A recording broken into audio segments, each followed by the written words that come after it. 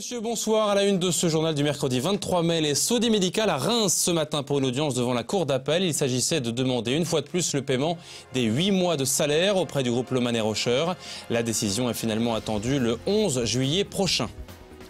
Entreprendre pour apprendre, c'est le titre d'une vaste opération qui s'est déroulée toute la journée au stade de l'Aube avec des scolaires. Le 4e championnat régional des mini-entreprises de Champagne-Ardenne. Il a rassemblé 38 mini-sociétés évaluées par un jury.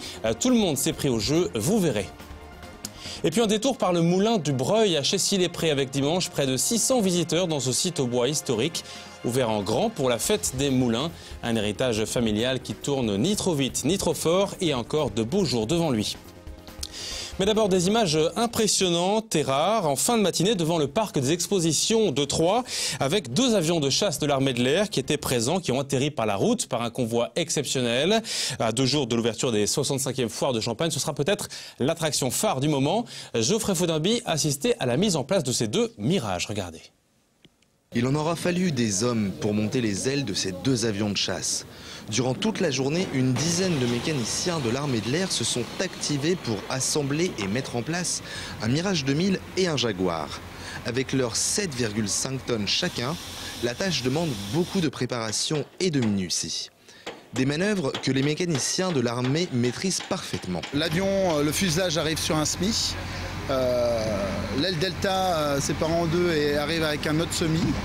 Nous mettons en place les ailes sur un support, sur des bâtis. Puis nous amenons le fuselage et fixons les ailes avec le bâti. Et après nous mettons l'hydraulique pour pouvoir sortir les trains. Il faut 6 personnes et un délai pour 4 et 6 heures. Pour la mise en, 4 et 6 heures pour la mise en place. 16 mètres de longueur et 8,69 m d'envergure pour le Jaguar, une hauteur de 5,20 m et une vitesse qui monte jusqu'à 2 fois le mur du son pour le Mirage 2000, des chiffres qui font tourner la tête. Pistons, vis, boutons, ici tout a son utilité. Mais face à ces monstres du ciel bourrés de technologie, il est parfois difficile pour un civil lambda de tout comprendre. Le service d'information et de relations publiques de l'armée de l'air se fera donc professeur et pédagogue durant les 2 semaines des foires de Champagne pour répondre à toutes les questions des visiteurs curieux. Le but pour nous, c'est de faire découvrir au public notre activité, notre quotidien, faire vraiment connaître l'armée de l'air dans les zones où elle n'est pas ou peu représentée. Le public pourra monter en cabine et poser toutes ces questions à des animateurs qui seront au pied des avions. Les plus chanceux pourront même monter dans les cabines de ces 2 mythiques oiseaux de fer. Des simulateurs de vol seront également installés pour les visiteurs qui désireront s'essayer au pilotage. Un loisir ludique, mais pas seulement. C'est aussi l'occasion pour l'armée de l'air de recruter de nouvelles personnes. L'intérêt aussi, c'est de présenter nos activités, les différents métiers de l'armée de l'air aux jeunes et puis éventuellement susciter des vocations. Voilà. Donc, il y aura le centre d'information de recrutement des forces armées qui sera là, présent pendant toute la foire pour donner des informations sur les différentes carrières. Les foires de Champagne ont donc sorti l'artillerie lourde pour leur 65e édition et permettront ainsi au public de s'envoyer en l'air. Et ouverture des portes de la foire après-demain et Canal 32 vous proposera chaque soir, juste après le JT, un mag des foires de Champagne pendant toute la durée des foires. Autre image impressionnante, un peu plus grave, mais sans blesser fort heureusement, un accident rue Salingros à Pont-Sainte-Marie vers 17h35. Un camion grue a basculé, vous le voyez dans la Seine, sur le pont Hubert, à quelques centaines de mètres du stade de l'Aube. Le camion restait en équilibre avant de plonger dans la rivière. Les 2 ouvriers qui étaient sur la grue ont pu évacuer à temps, heureusement, de la nacelle sur laquelle ils se trouvaient. Une déviation a été mise en place dans le secteur. Une autre grue doit maintenant repêcher l'engin qui était utilisé pour ce chantier d'envergure dans l'agglomération troyenne. On ne connaît pas encore les raisons précises du basculement. Image impressionnante de cet accident, donc signé Christian Vira à l'instant. 2 ans de conflit judiciaire, 8 mois qu'ils attendent d'être payés, 33 actions en justice et plusieurs mois qu'ils avaient coché la date du 23 mai dans leur agenda. Les employés de Sodi Médical se sont rendus à Reims ce matin devant la cour d'appel pour écouter leur avocat et celui du groupe Lohmann & Rocher sur le thème du versement des salaires. Finalement, pas de décision à l'issue de l'audience, mais une fois de plus, une attente insupportable. Compte rendu l'audience avec Martial Roche à Reims pour Canal 32. Comme ils le disent eux-mêmes, les salariés de Sodi Médical ont presque un abonnement à la cour d'appel de Reims. C'est la 5e fois qu'ils s'y rendent depuis 2 ans. Après 24 mois de procédure et 33 actions judiciaires, c'était ce matin l'espoir d'un dénouement. Beaucoup d'espoir. On mise beaucoup sur cette audience. sur les plaidoiries de notre avocat. Et puis après, il faudra attendre de délibérer. Donc là, ça va être encore une période très angoissante. Mais on a bon espoir. L'audience dure 2 heures. Face à un dossier dans l'impasse, les avocats des salariés se sont tournés vers le groupe Lohmann et Rocher, détenteur de la société Sodi Medical, pour obtenir le versement des salaires. En face, les défenseurs du groupe et de la société s'appuient sur le précédent Vivéo.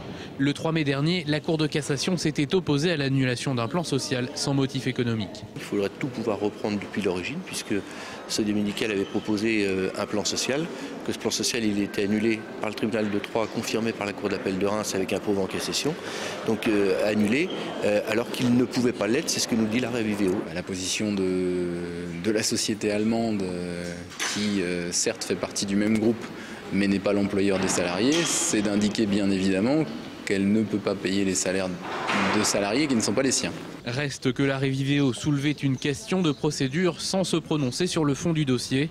Les avocats des salariés continuent à soutenir que le groupe allemand et sa filiale française ont sciemment cherché à créer les conditions économiques du plan social. On n'a aucune réponse à des appels d'offres pour les années 2011-2012. C'est-à-dire qu'au même titre qu'on a volontairement vidé les caisses de la filiale française, on a aussi volontairement cessé d'avoir du chiffre d'affaires susceptible de lui être confié. Et de surcroît, alors qu'on a de cesse de nous dire que nous ne sommes pas compétitifs, que nous sommes trop chers, on ne nous donne toujours pas les pièces permettant de faire cette démonstration. L'affaire Sodi Medical pourrait connaître son dénouement judiciaire le 11 juillet quand la Cour d'appel prononcera son délibéré. Mais ce dossier, devenu symbolique, a déjà déteint sur le terrain politique. Il y a urgence à ce que le fonds spécial que nous réclamons au gouvernement, comme nous l'avons réclamé d'ailleurs au précédent gouvernement, se mette en place pour que cette question des salaires soit réglée. D'ici la décision de la Cour d'appel, les salariés de Sodi Medical pourraient atteindre leur 10e mois sans salaire. Et rendez-vous donc le 11 juillet prochain à Reims. Ils font tout comme leurs aînés, sauf qu'ils n'ont pas encore mis le pied dans la vie active. Environ 400 mini-entrepreneurs étaient réunis aujourd'hui au stade de l'Aube. Venus de toute la région, ils ont participé au 4e championnat régional des mini-entreprises de Champagne-Ardenne. Chaque équipe a dû travailler sur un projet concret pour créer un bien ou un service de A à Z dans des conditions réelles. Une sensibilisation qui a, semble-t-il, suscité un réel engouement. Aurélie Juigny a suivi ces chefs d'entreprise du futur. Créer un produit de A à Z, c'est le principe de ces mini-entreprises qui n'ont de mini que la taille. Je suis présidente directeur général de la mini-entreprise. Donc je vous présente mon projet. Nous faisons notre produit en atelier menuiserie au collège. Comme dans toute société, les rôles sont bien déterminés. Cette équipe de 3e venue de Cézanne a fabriqué cet hôtel à insectes. Il vaut 76 €. À côté, un groupe savinien a décidé de faire des bougies à partir de matériaux de récupération. Le sérieux et la méthode sont là aussi. Le directeur technique parle comme un professionnel. On a fait un brainstorming avec tout ce qu'on pourrait fabriquer. Au fur et à mesure de ce qui était possible, c'est la bougie qui est restée. C'est moi qui m'occupe de la gestion de la fabrication de nos produits. Ainsi que la sécurité lors de la fabrication et l'hygiène. Ces collégiens ont travaillé sur leur projet 2 heures par semaine. Ils ont aussi fait quelques sorties, notamment pour l'étude de marché. Car si ces mini-entreprises sont une initiation au monde du travail, le résultat n'en est pas moins concret. C'est vraiment faire de la sensibilisation à l'entrepreneuriat, mais on a trouvé que l'action valait mieux, on va dire, que la théorie. Et là, les jeunes apprennent sur le tas. Donc on ne fait pas beaucoup de théorie, ils apprennent vraiment sur le tas, ils découvrent les soucis, les contraintes, etc. Aussi, ils vont être amenés à travailler avec des vraies entreprises, des vrais fournisseurs, de vrais clients. Car ils créent un vrai produit qui devra être vendu et rentable. Pour les professeurs encadrants, cette expérience mobilise des qualités peu sollicitées dans le système scolaire. Ce que l'on fait, qu'on n'a pas l'habitude de faire, c'est qu'on délègue beaucoup aux élèves. Donc on leur demande beaucoup d'autonomie, qui est quelque chose qui est difficile à acquérir avec nos élèves. Je pense que ça les met aussi en confiance parce que ce n'est pas toujours des élèves qui sont très scolaires et que ça les valorise beaucoup. Et moi, c'est vraiment ce qui ressort et ce que je trouve très intéressant dans ce projet. Dans la région, plus de 400 mini-entrepreneurs ont participé à ce championnat. Pour beaucoup, c'est une découverte enrichissante. Ça nous investit dans quelque chose et ça nous redonne confiance en nous, ça nous motive. On a passé peut-être du temps dessus, mais ça valait le coup, quoi. Ça nous a permis d'un peu grandir, on va dire, parce que voilà, c'est un projet un peu grand d'être responsable d'une entreprise. Devant le jury, les jeunes ont pu expliquer leurs projets et transmettre leur motivation. Dans chaque catégorie, collège, lycée, post-bac et insertion, un projet a été primé. La finale nationale a lieu fin juin à Paris. Après 9 ans d'efforts pour changer le regard des Troyens sur le handicap, les premiers fruits seraient-ils récoltés cette année? On peut le penser si l'on en croit les acteurs de la 9e édition de Handi 3 qui se tenaient aujourd'hui sur le parvis de la médiathèque du Grand Troyes. En tout, une trentaine d'organismes et d'associations étaient représentés aujourd'hui, chapeautés par la municipalité troyenne, avec comme toujours des ateliers pour sensibiliser le grand public. Les précisions d'Elisabeth Philippon, maire adjointe en charge des affaires sociales à Troyes, et l'un des participants au micro de Cyril Tavernet. D'année en année, on se rend compte que cette manifestation a une importance très essentielle. Très essentielle, pourquoi? Parce que les associations apprennent à se connaître déjà aussi entre elles, ce qui est important. Elles travaillaient, mais pas forcément en lien les unes avec les autres, et aussi elles apprennent à se faire connaître. La ville, depuis de nombreuses années, travaille dans ce domaine. Elle travaille avec des associations. Lorsqu'il y a des travaux, lorsqu'il y a des aménagements, elle demande l'avis des associations. Elle travaille en lien sur plan depuis de nombreuses années. Ça nous montre déjà, on se montre, tout le monde, tout le monde du handicap est là, donc tout le monde nous voit partout, et puis ça nous permet d'expliquer nos problèmes aux personnes qui viennent nous voir, quoi. Et l'on reviendra demain en détail sur cette 9e édition de Handi 3 avec un zoom sur les différentes démonstrations proposées aujourd'hui pour les personnes handicapées. On referme ce journal par une découverte à Chessy-les-Prés au Moulin du Breuil pour faire connaissance avec une machinerie en parfait état transmise en famille depuis le 19e siècle. 600 visiteurs s'y sont rendus dimanche à l'occasion de la fête des moulins, une opération annuelle qui s'étendait sur 4 sites au bois. Direction donc le Moulin du Breuil avec ce reportage signé Martial Roche et Cyril Tavernet. Le moulin du Breuil, vieux de 200 ans, avait deux activités, la farine jusqu'en 1968 et la production d'aliments bétail jusqu'en 1995, date à laquelle le moulin a cessé de tourner. Un patrimoine local qui est avant tout une histoire de famille. C'est un moulin de famille. Mon ancêtre Louis-François s'est marié avec la fille du meunier le 30 avril 1811. Il n'a jamais quitté la famille depuis cette époque. J'ai eu la chance d'avoir 5 générations de meuniers, mon père étant le dernier meunier. Et mon père a décidé que je serais l'heureux héritier du moulin du Breuil sur la 6e génération. Donc derrière moi, il reste encore 2 générations.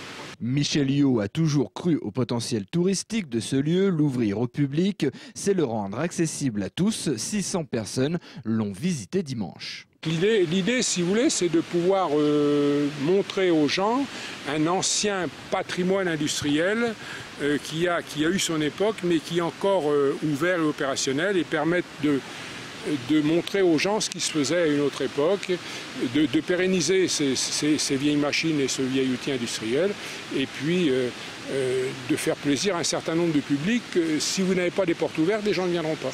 Ils ne connaîtront pas ce patrimoine industriel. Pour animer un peu plus cette visite, un artiste a exposé ses toiles. Manuel Costa est heureux de sortir des galeries traditionnelles. Il y a un côté un peu magique quand même, une feutrine. Et donc il y a un côté, il y a un beau cadre magnifique, les gens viennent de partout.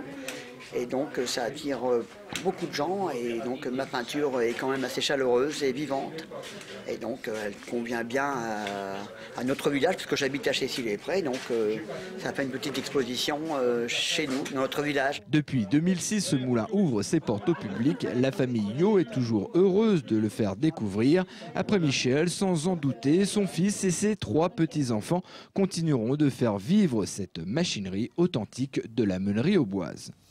Et c'est la fin de ce journal. À suivre les prévisions météo pour demain. Ça se réchauffe encore. Demain à 19h sur Canal 32. Ne manquez pas le premier débat consacré aux législatives le 10 et 17 juin prochain. Demain donc, on parlera de la première circonscription en présence des principaux candidats. Rendez-vous donc demain à 19h. Excellente soirée à vous et à demain.